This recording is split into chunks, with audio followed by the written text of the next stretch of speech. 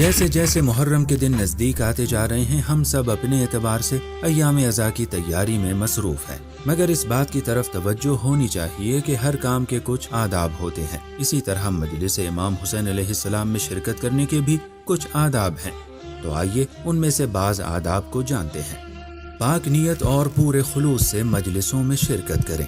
محرم میں امام حسین علیہ السلام کی زیارت کے ساتھ ساتھ اس کا ترجمہ بھی پڑھیں اور مقصد امام حسین علیہ السلام کو بہتر سمجھنے کے لیے اس سے مربوط کوئی کتاب پڑھیں۔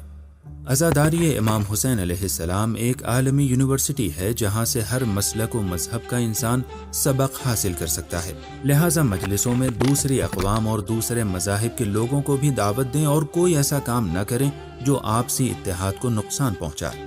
یقیناً یہ کام خدا اور امام حسین علیہ السلام کے نزدیک ناپسند ہے۔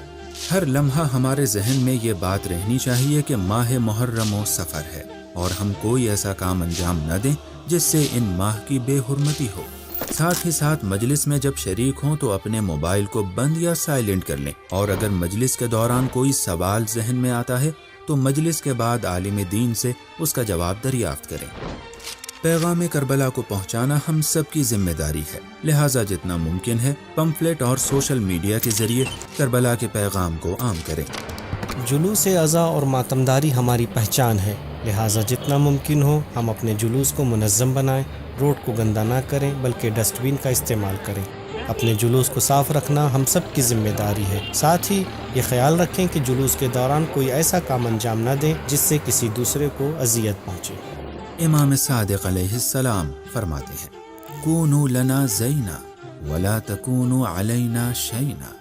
اے ہمارے شیعو، ہماری زینت کا سبب بنو، نہ کہ ہماری آبرو ریزی کا۔